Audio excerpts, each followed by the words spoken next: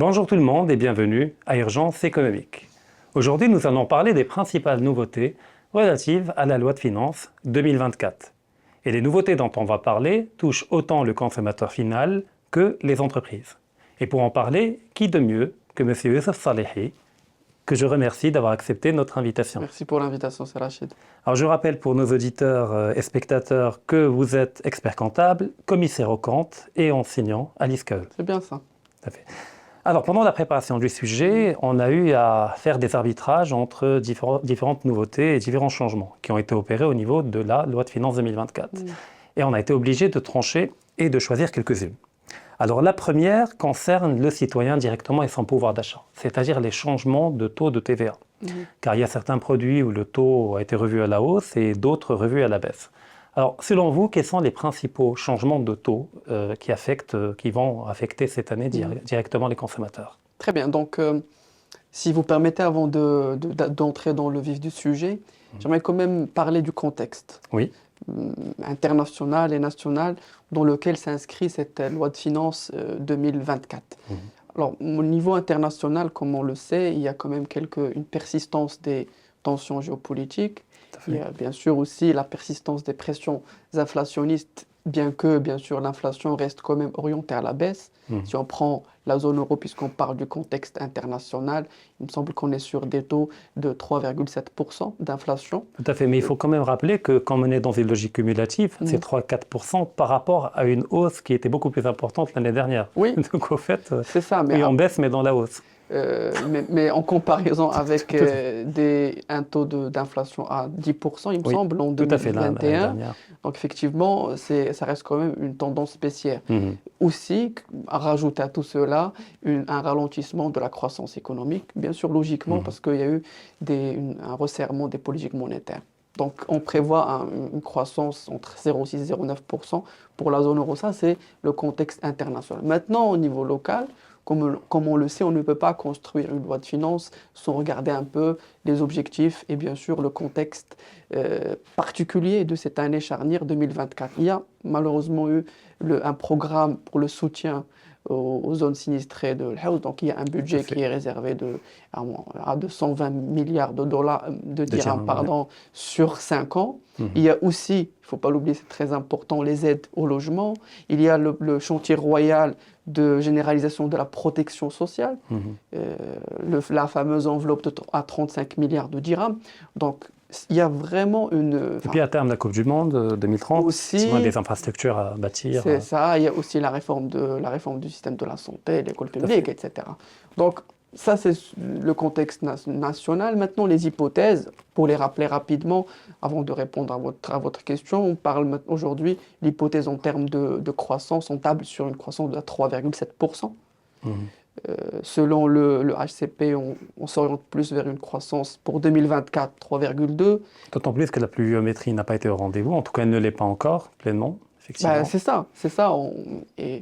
Mais bon, après, ça reste quand même réalisable parce qu'en fin 2023, on serait à une croissance 3,3% de mémoire.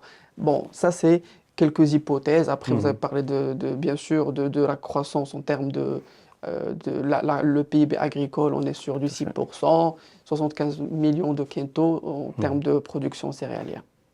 Maintenant, la réforme de la TVA, puisque la loi de finances 2024, c'est principalement une réforme de la TVA. Il ne faut pas oublier que cette loi de finances 2024 s'inscrit dans la continuité de celle de 2023. Qui avait mis l'accent davantage sur l'IS, la réforme de l'IS. Là, c'est le tour de la TVA. Peut-être l'année prochaine, ça va être l'IR. Ça va être l'IR. Logiquement, ça va être dans ce sens-là. Vous l'avez remarqué, vous l'avez souligné, on est en train d'assister à une refonte, une réforme profonde du système fiscal marocain de manière progressive. Et surtout pour avoir à terme une certaine stabilité et une visibilité du système fiscal que nous souhaitons tous. Ça fait élargir l'assiette fiscale dans le cadre de la lutte contre l'informel, on va en parler. C'est ça, exactement, et on va en parler bien évidemment de la retenue à la source par la suite. Maintenant, pour les taux de TVA, effectivement, il y a eu parmi les bonnes nouvelles, parce que vous avez parlé de nouveautés, les bonnes nouvelles de cette loi de finances, il y a eu pas des baisses, mais une exonération totale d'un certain nombre de produits dans un objectif de soutien au pouvoir d'achat des citoyens. Donc, effectivement, il y a eu une disposition relative, bien sûr, à l'exonération d'un certain nombre de produits, justement pour soutenir le pouvoir d'achat et surtout faire face à la flambée des prix, etc. Donc, parmi les produits qui vont subir cette exonération, qui vont passer de 7% à une exonération, on a les produits pharmaceutiques. Oui, tout à fait. Les produits pharmaceutiques. On a aussi une disposition qui est intéressante, c'est les fournitures scolaires. 7 à une exonération. Il y a le beurre d'origine artisanale. Il y a le savon, le lait en poudre, etc. Donc, mais pourquoi il y a des gens qui disent sur les réseaux qu'ils n'ont pas vu les prix des médicaments baisser? En 2024, Là, je l'ai vu il y a 2-3 jours. Parce que normalement, cette disposition entre en vigueur à partir de 2024. D'accord, et donc les stocks précédents de médicaments vont être vendus au prix ancien avant l'exonération? Normalement, à partir du 1er janvier 2024, la disposition entre en vigueur, donc il devrait y avoir une baisse des prix des produits pharmaceutiques. Après, je n'ai pas vérifié, je n'ai fait que relayer, après c'est peut-être pas vrai. Non, mais c'est bien de soulever la question parce qu'effectivement, c'est ce qu'on doit avoir. C'est-à-dire que c'est ça l'objectif même de cette disposition, c'est d'avoir une baisse des prix des produits pharmaceutiques.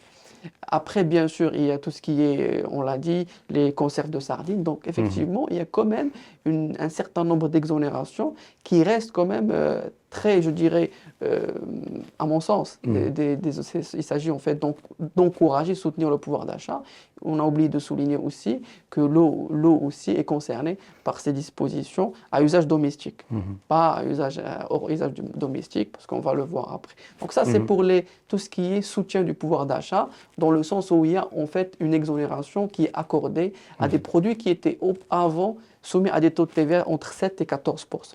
D'accord. Alors maintenant, le deuxième volet, c'est la question de la retenue à la source, parce qu'on a parlé de la lutte contre l'informel, et de ce point de vue, il y a 2 mesures que l'on va aborder, la retenue à la source et puis la solidarité du dirigeant de l'entreprise, du gérant de l'entreprise. Mais tout d'abord, la retenue à la source, c'est quoi du point de vue de la TVA? On avait commencé par l'IS, retenue à la source, l'année dernière. Bon, ça, on l'a compris au bout d'une année, j'espère. Maintenant, qu'en est-il de la TVA? Comment ça marche? Et c'est quoi? Alors, c'est déjà le terme retenue à la source, c'est un moyen de recouvrer l'impôt. C'est-à-dire que l'année dernière, vous l'avez dit, c'était l'IS. Cette année, c'est la TVA. Retenir à la source, c'est un moyen de recouvrement. Donc, il y a le déclaratif et il y a le retenu à la source. Il y a le déclaratif, c'est-à-dire que moi, je déclare et je paye de manière spontanée.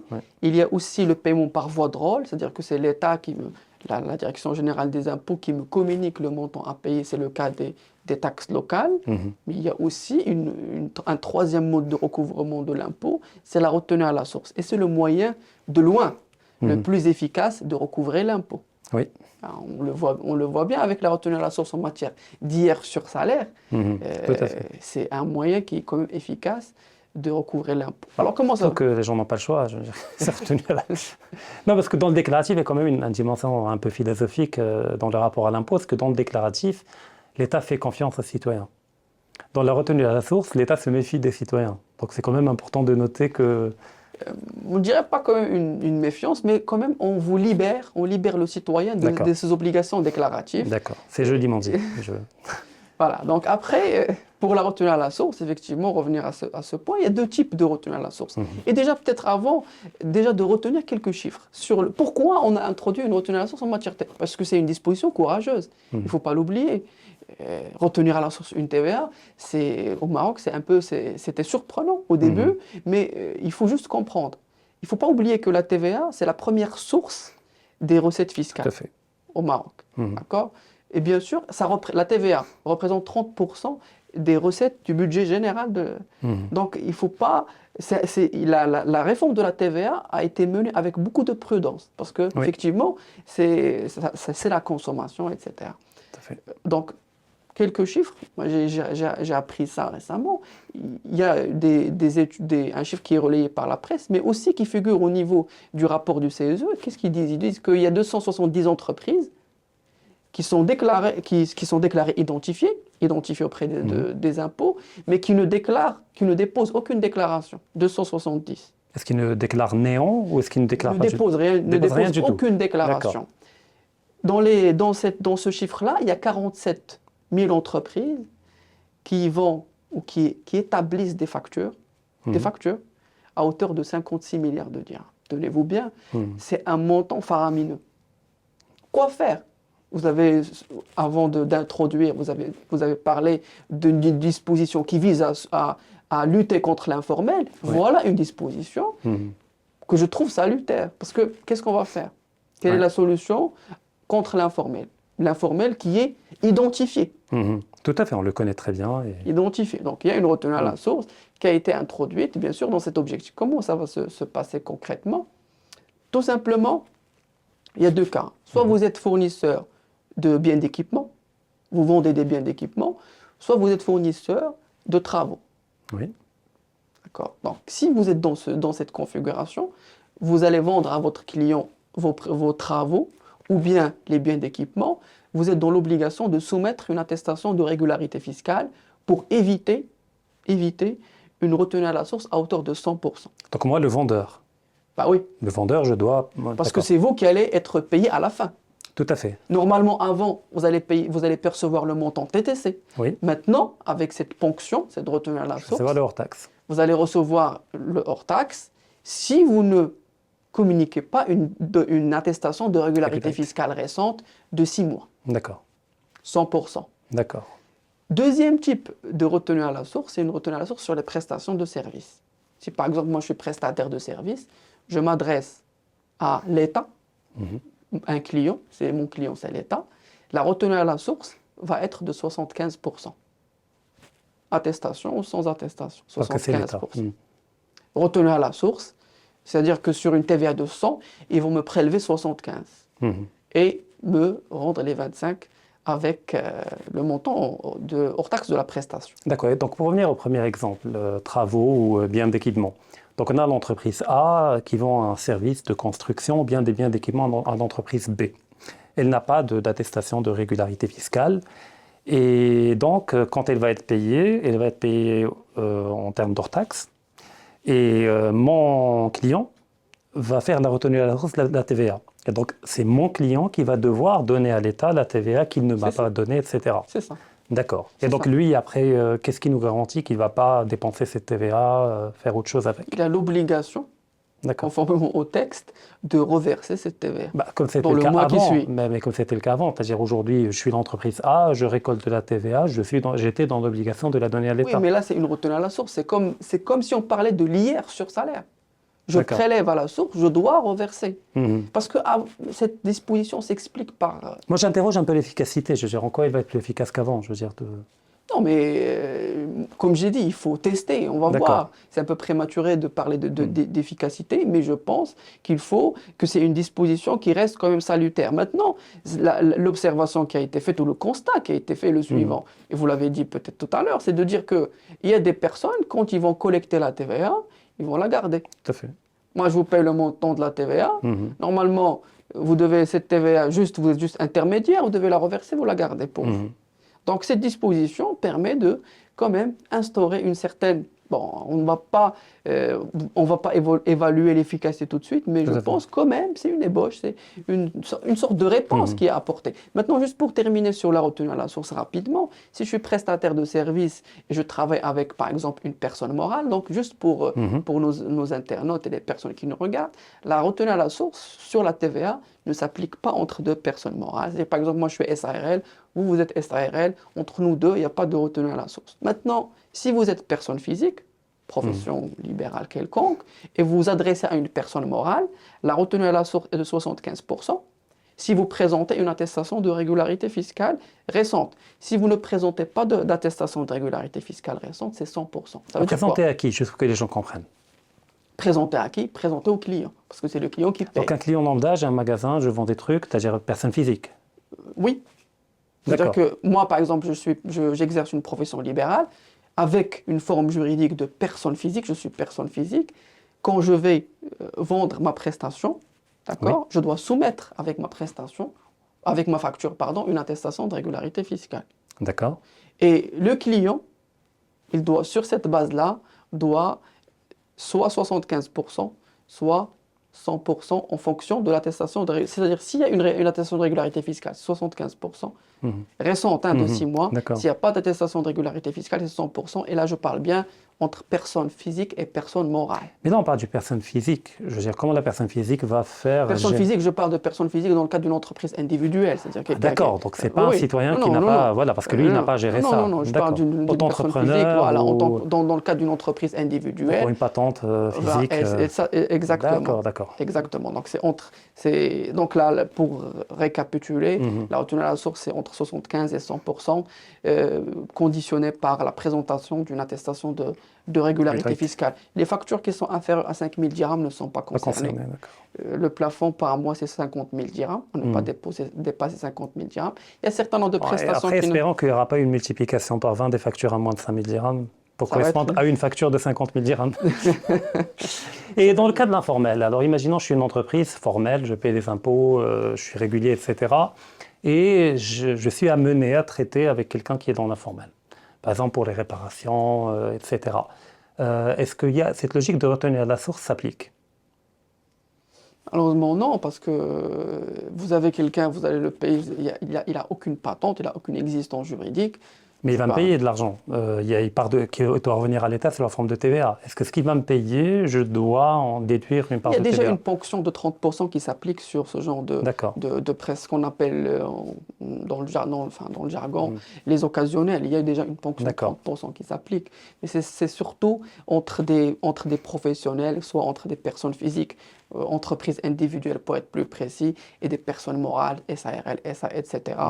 Pour encadrer un peu et limiter la casse, parce que justement, on l'a vu avec la retenue à la source de l'année dernière, aussi il aura les chiffres en fin d'année pour voir un peu évaluer, mais je suis sûr que... A priori, ça a dû marcher. Oui, parce qu'effectivement, il y a eu vous présentez une facture, vous dites non, on va vous prélever une retenue à la source. Donc effectivement, je pense que c'est une bonne idée, cette retenue à la source, à mon avis.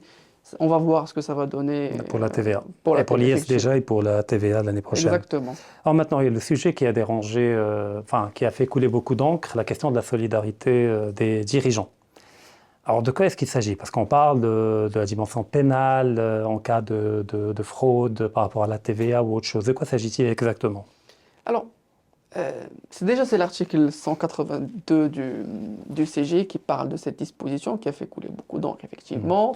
On a eu pas mal d'institutions qui sont montées au créneau pour un peu, je dirais, peut-être amender cette disposition. Malheureusement, heureusement, mais la disposition est passée. Maintenant, on est devant le fait accompli. Alors, juste, il faut nuancer, parce que ces dispositions font peur, puisqu'on parle de solidarité des dirigeants. Et de quoi parle-t-on? La solidarité n'est engagée. Déjà, ces dispositions, on parle de quoi? Donc, en cas de non-respect des obligations, soit en termes de déclaration ou de paiement. Quelles sont les personnes qui seront recherchées aux redevables? Ça serait les personnes responsables de la gestion administrative et financière ou toute autre personne qui a bénéficié du montant de la TVA qui aurait dû être versé à l'État. Ce qui peut être même la famille du gérant. Normalement, on vise les responsables administratifs et financiers, on vise aussi le gérant, mais il ne faut pas croire que ça va être systématique. Parce qu'il y a toute une procédure à respecter. Après, c'est à la fin du procès juridique, quand le tribunal a tranché, qu'on a refusé de payer. Exactement. C'est vers la fin qu'on va actionner ce levier relatif à la solidarité en matière de TVA. Ce qui a été souligné par pas mal de spécialistes, c'est de dire que cette disposition existe déjà au niveau du Code de recouvrement des créances publiques, mais elle n'est pas efficace. C'est pour ça qu'on a pensé à introduire ça. Donc après, on est en train d'attendre la note circulaire de la DG qui va clarifier de manière, je dirais, plus précise la portée de cette responsabilité qui est, à mon sens, une disposition peut-être un garde-fou pour limiter un peu... Pour décourager. Voilà. D'accord. Et donc là, ça nous amène vers le prochain aspect que l'on compte aborder, la question du droit à l'erreur. De quoi est-ce qu'il s'agit? Alors, on a droit à l'erreur. J'espère. On a droit à l'erreur. C'est une disposition aussi qui est un peu... qui est dans la même lignée. On est en train de dire que vous, contribuables, si vous êtes trompé, contribuable, c'est-à-dire que vous êtes une société soumise à l'IS, par exemple, aussi les personnes physiques soumises à l'IR aussi, vous avez droit à l'erreur. Qu'est-ce qu'il faut faire? Il faut juste se rapprocher de l'administration fiscale et leur soumettre une demande pour avoir une sorte de récapitulatif des irrégularités que l'administration fiscale a relevées dans vos déclarations. Mais comment je sais qu'elle les a relevées ou pas? Parce qu'il n'y a pas eu de redressement fiscal encore. Oui, il n'y a pas de redressement. Qu'est-ce qu'elle va vérifier au moment où je vais formuler ma demande? C'est une demande que je vais soumettre. Et à ce moment-là, l'administration fiscale va procéder à des recoupements. Par rapport au bilan des 4 dernières années? On parle des déclarations déposées. Ils vont procéder à un certain nombre de recoupements, de contrôles. Et à la fin du process, on va nous soumettre, contribuables, une sorte de récapitulatif pour dire voilà les irrégularités que nous avons relevées et que vous êtes invités à rectifier, à ajuster. D'accord. Alors, une fois fait, tout cela fait, invité à justifier et à corriger. Alors, j'ai corrigé tout ça. Est-ce que ça me protège d'un redressement fiscal? D'un redressement fiscal? En tout cas, est-ce que je peux le faire valoir? Je continue avant de répondre à votre question parce que c'est ça le la logique, elle est là normalement. Oui, si j'ai fait tout et que j'ai payé ce qu'il fallait payer... C'est ça le sujet. D'accord. Alors, je dois demander cet état, je dois soumettre une déclaration rectificative, payer les droits supplémentaires exigibles. Oui. Cette déclaration doit être accompagnée d'une note explicative du commissaire aux comptes, fonction des cas, ou de l'expert comptable agréé. Pour dire, dans cette note, voilà ce que vous avez relevé en tant qu'administration fiscale. On doit les citer, on doit, peut-être, nous, en tant que commissaire aux comptes, on a relevé d'autres irrégularités, on doit les mentionner. On doit aussi expliquer pourquoi si on n'a pas retenu d'autres irrégularités soulevées par l'administration. Maintenant, qu'est-ce que je gagne? Je vais bénéficier de l'annulation des sanctions en matière d'assiette, c'est-à-dire pour défaut de dépôt de déclaration. D'accord. Les sanctions relatives au défaut de paiement ne seront pas annulées, c'est-à-dire que je ne serai pas exempté. Et aussi, pour répondre finalement à votre question, ça ne va pas m'exonérer, si vous voulez, d'un... Mais en cas de redressement fiscal, c'est quand même utile d'avoir la preuve que j'ai été de bonne foi, que j'ai corrigé. Ça peut toujours être utile. Bien sûr. Bien sûr, mais ça ne dispense pas d'un... D'accord, parce que moi j'ai fait le parallèle avec l'immobilier, c'est-à-dire comment je demande l'avis du fisc par rapport pour éviter un redressement. Un avis préalable. Voilà, alors ce n'est pas le cas en l'occurrence pour le droit à l'erreur. D'accord.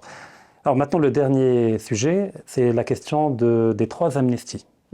Alors quelles sont ces 3 amnisties introduites pour l'année 2024? Alors là pour le coup, ça vous dispense du contrôle fiscal, parce que justement, ce sont des amnisties... 3 types d'amnistie, ou 2 plutôt. La première, c'est une amnistie pour les avoirs détenus localement. La deuxième amnistie, c'est pour les avoirs qui sont détenus à l'étranger. Donc localement, en cash, en liquide. C'est ça. Donc pour les amnisties, les amnisties au niveau local, ils sont de 2 types. La première, c'est une amnistie sur le cash, soit des avoirs liquides déposés dans des comptes bancaires localement, soit sous forme de billets de banque. D'accord. Donc, qui n'ont pas encore atteint la banque. C'est ça. Voilà. Donc, ça concerne les personnes physiques, bien sûr, qui sont les personnes physiques soumises à l'IR, bien sûr. Oui. Alors, on a deux types d'amnistie au niveau local. La première amnistie, c'est les avoirs liquides déposés dans des comptes bancaires ou sous forme de billets de banque. Oui. Ça, c'est le premier cas. Qu'est-ce qu'on va faire? On doit aller choisir une banque, et se rapprocher de cette banque pour faire une déclaration. Voilà les avoirs que nous souhaitons déclarer. Et la banque va recueillir des informations classiques, comme pour une ouverture d'un compte bancaire. D'accord? Et sur cette base-là, on doit faire un dépôt, par exemple, des billets de banque au niveau de cette banque que nous avons choisie. Et la banque prélève... Voilà, une retenue à la source. C'est une contribution libératoire de 5% sur le montant des avoirs déposés en liquide. D'accord. Maintenant, le point essentiel ici, c'est que cette démarche va vous dispenser de contrôle fiscal. Ça veut dire quoi, contrôle fiscal? C'est-à-dire dans le sens où vous êtes personne physique, vous allez subir un jour un contrôle fiscal. Ces avoirs que vous avez déclarés et qui ont fait l'objet d'une contribution libératoire ne feront pas l'objet D'accord, ne vont pas être concernés ou ne sont pas pris en compte dans le cadre de ce contrôle fiscal. Il faut faire la déclaration au cours de l'année 2024. Pour cette première amnistie concernant les avoirs liquides, la déclaration est faite auprès de la banque. D'accord. La deuxième amnistie concernant les biens immeubles, le cas, c'est par exemple, vous avez quelqu'un qui exerce une profession et qui va, par exemple, avoir un chiffre d'affaires non déclaré, par exemple. Parce qu'il se fait payer en liquide. Voilà, il se fait payer en liquide. Avec cet argent, on va acquérir un bien immeuble, etc. Donc, c'est du chiffre d'affaires. D'accord, oui, tout à fait. Normalement, c'est du chiffre d'affaires. Donc, ces dispositions visent bien sûr des personnes qui ont acquis des biens immeubles. Donc, c'est pas un appartement, une villa. Voilà, des biens immeubles ou encore du compte courant. Aussi parce que l'amnistie parle aussi du compte courant. Donc, dans ce cas-là, on doit se rapprocher à la DGI, pas à la banque. D'accord. Dans la deuxième amnistie, il faut s'adresser directement à la DGI, pas à la banque. Pareil, procéder à une déclaration, souscrire une déclaration, payer une contribution libératoire du même taux, 5%. Et bien sûr, cette démarche aussi nous dispense où ces avoirs déclarés ne seront pas pris en compte dans le cadre du contrôle, d'un contrôle fiscal, ce qu'on appelle contrôle de la situation d'ensemble. D'accord, parce que là, en l'occurrence, il ne s'agit pas d'avoir liquide, mais il s'agit d'avoir patrimoniaux, c'est-à-dire un bâtiment, etc., un bien. Exactement. La troisième amnistie, c'est les amnisties sur les avoirs détenus à l'étranger. Ça peut être un bien immeuble que vous avez à l'étranger, ça peut être des avoirs liquides. Donc c'est la même logique. Ça peut être des actifs financiers, des actions, etc., que vous avez à l'étranger. Mais est-ce que ça réclame le rapatriement? Par exemple, je détiens un compte courant à l'étranger, je ne l'ai pas déclaré, je n'ai pas déclaré l'argent qu'il y a là-dedans. Alors je veux régulariser ma situation, je vais payer, etc., ce qu'il faut à la DGI, mais est-ce que ça implique le rapatriement? Oui, pour les avoirs en liquide, oui. Il faut les rapatrier et plus encore, il faut 25% les céder sur le marché de change marocain contre des dirhams. Et le reste, je peux le garder en devise? Oui. Le reste, vous pouvez le garder sur un compte en devise en dirham convertible. C'est pour ça, d'ailleurs, il y a 3 contributions. Il y a les 10% sur les biens immeubles, il y a 5% sur les avoirs en liquide que vous avez en devise, que vous allez rapatrier ou que vous allez garder en devise, et uniquement 3% pour les avoirs, 2% pour les avoirs que vous avez décidé de convertir en dirham. Ceux-là, bien sûr, on ne va pas les rapatrier. Je parle pour les biens immeubles que je possède. Non, il n'y a pas d'obligation. Voilà, donc je paie, ça me libère. C'est ça. D'accord, alors dernière question. Pourriez-vous nous dire à quoi pourrait ressembler la réforme de l'IR? Quelques mots, juste un scoop, pour la loi de finances, projet de loi de finances 2025. Qu'est-ce que vous espérez en tant qu'expert comptable? Ce qu'on espère, bon, il ne faut pas être trop optimiste non plus, parce que je pense que ça va être difficile de revoir de fond en comble le barème de l'IR, mais on aurait peut-être tendance à croire qu'il y aurait... moi, je réponds à votre question sur la base des recommandations des assises de la fiscalité.